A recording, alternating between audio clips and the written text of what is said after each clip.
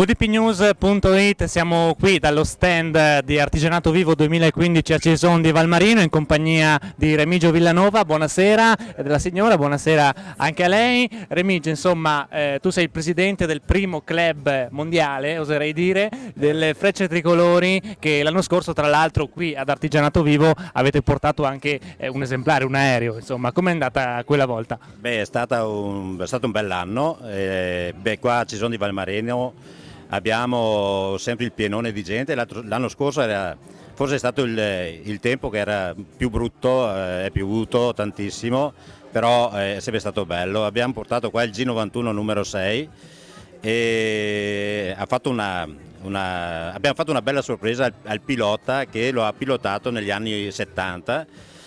E la gente è stata tantissima, è stato ammirato e ha dato anche una carica a noi del club, perché abbiamo fatto un bel lavoro. Ecco, un club, dicevamo, il primo mondiale, ma è vera questa cosa, nel senso che a Pieve di Soligo è nato il primo club Frecce Tricolori? Veramente noi siamo nati nell'89 ufficialmente, avevamo dei contatti con i piloti e con le famiglie dei piloti anche durante gli anni 80. È stata così l'idea di alcuni personaggi di Pieve di fondare questo club, e in seguito sono nati altri 140 club in Italia e nel mondo. Abbiamo dei club in Australia, in Germania, in America, siamo ben rappresentati in tutto il mondo.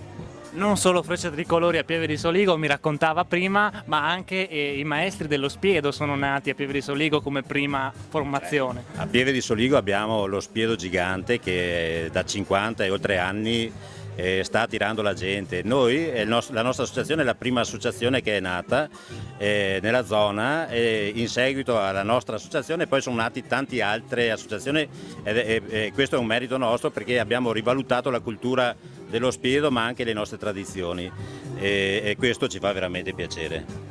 Tornando ad Artigianato Vivo, edizione 2015, come le sembra signora la serata? Tanta gente? Tanta gente, sì, come tutti gli anni.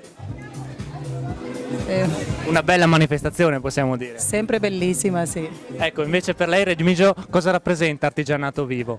Artigianato Vivo è la riscoperta e la riproposta di attività che stanno scomparendo, ed è questo il punto di forza dell'Artigianato Vivo di Cison, è di essere nata tantissimi anni fa, di essere stata da esempio per altre iniziative similari e di riportare sempre alla ribalta attività che altrimenti andrebbero scomparendo.